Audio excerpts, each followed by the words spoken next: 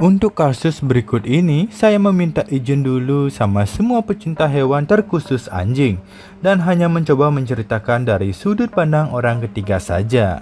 Pada bulan Mei 2017, seorang wanita berusia 36 tahun bernama Elisa Tomasello memperingati kepergian suaminya ke pangkuan yang maha kuasa untuk keempat bulannya.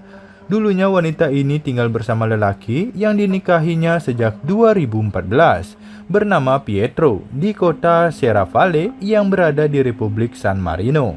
Dulunya Pietro bekerja pada Departemen Keamanan dalam bidang penjagaan perbatasan. Elisa adalah istri keduanya. Perbedaan usia mereka adalah 14 tahun dan pasangan ini tinggal di daerah perbukitan yang indah di pinggiran Serravalle. Pietro memiliki dua anjing jantan jenis Rottweiler yang diberi nama Black dan Brown dan sudah menemaninya selama hampir 5 tahun. Dia sangat sayang pada mereka dan enggak pernah jauh. Bahkan sebelum lelaki itu dipanggil Yang Maha Kuasa karena sakit, dia berpesan pada sang istri untuk mengurus Black dan Brown sebaik mungkin. Anggap itu sebagai anak sendiri. Namun itu bukan bidangnya Elisa. Dia beberapa kali curhat pada kakaknya yang bernama Maria Pascotto tentang cara merawat Black and Brown saat sakit, memandikan, dan makanan apa yang cocok untuk binatang seperti itu. Tentu saja Maria ngebantu dan sering juga nemanin adiknya ke dokter hewan supaya lebih mengerti bagaimana ngehandle mereka. Di lain pihak, Elisa ngerasa dia ingin hidup bebas, mencari lelaki baru, mencari pekerjaan, dan enggak capek ngurusin peliharaannya tersebut. Karena cukup merepotkan ya, enggak begitu suka sama anjing. Namun dari pihak keluarga suaminya selalu bilang, tinggalin saja kalau enggak mengerti. Jual atau kasih pada siapapun yang kamu percaya. Tapi jangan pernah menerima dana pensiun dari kantor Pietro lagi. Jangan juga tinggal di rumah warisan mendiang suaminya. Masa cuma disuruh ngurus Black and Brown saja susah banget. Kalau harta aja nomor 1 mintanya. Ternyata saat coba merantau cari kerja dan cari suami baru, Elisa gagal.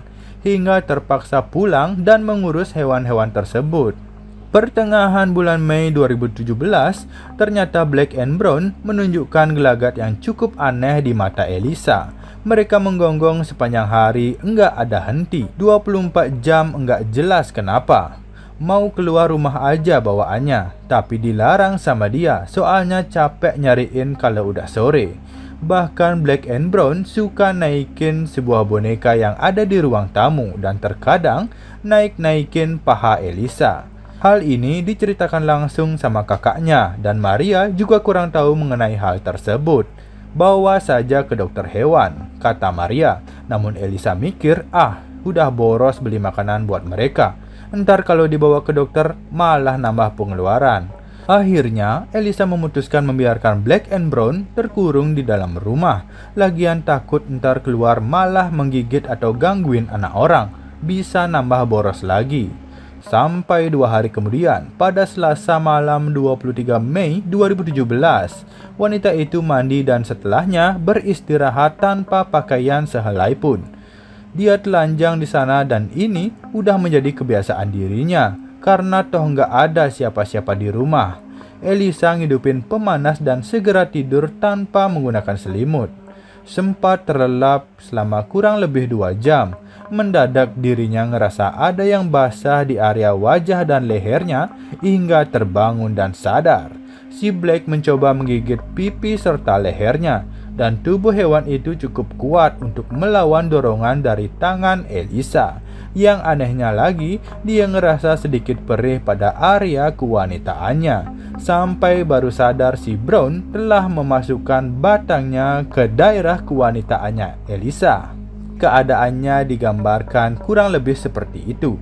Menurut Elisa, si Black terus menyalak seakan marah dan dengan sekuat tenaga Elisa menggeser tubuhnya ke pinggiran kasur hingga berhasil jatuh ke bawah.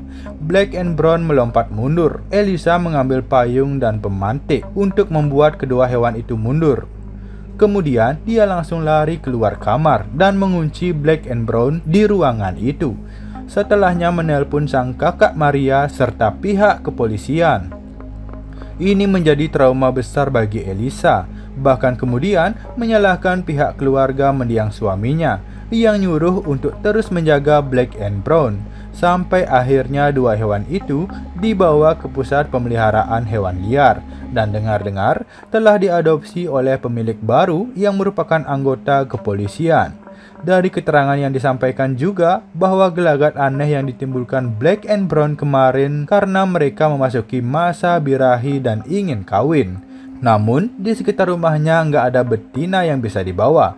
Dan sikap cuek Elisa dianggap menjadi bumerang bagi dirinya sendiri. Seandainya dia mau bawa ke dokter hewan, mungkin bisa ditangani. Namun demi berhemat, dibiarkan gitu aja dan malah menggagahinya di atas kasur. Bagaimana menurut kamu tentang kisah ini?